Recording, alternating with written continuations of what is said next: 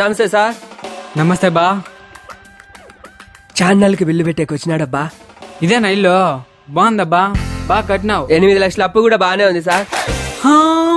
8 లక్షల అబ్బా, అంత అప్పు ఎవడయ్యో నిన్ను చెయ్యమంది? గవర్నమెంట్ ఇస్తాంది కదా, మళ్ళీ అప్పెందుకు? మీరు ఇచ్చేదానికి గునాది కూడా లేదు. గునాది కూడా లేకపోతే అప్పు చేసి ఎవరు కట్టమన్నాడు? ఇంకెవరు? మీరే. మేమా? కట్టకపోతే ఎనిక్కి తీసుకుంటారు కదా. సర్లే. షట్టర్ రూమ్ ఉందయ్యా, నీకు బిల్లు రాదు. రాదా? సార్ సార్ సార్ ఎట్లా అట్లా చేసి బిల్లు ఇప్పించాను సార్. చేసిన అప్పుకు వడ్డీ కట్టుకోవాలా? యో, అంగర్ రూమ్ ఉంటే బిల్లు ఏరియా, పై అధికారులు ఒప్పుకోరు.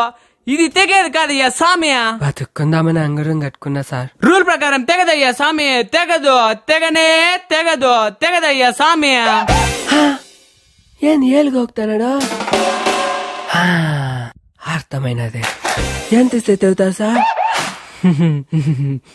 ఎంత? 2000. 2000? 2000.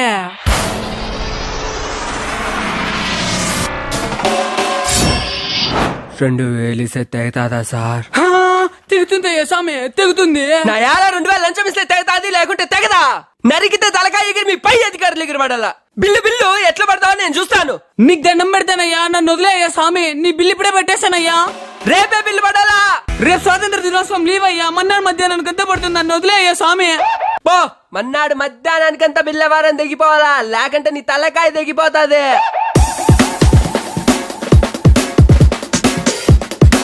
దేశానికి స్వాతంత్రం వచ్చి 2 ఏళ్ళైనా పేదోడికి స్వాతంత్రం ఇంకా రాలా.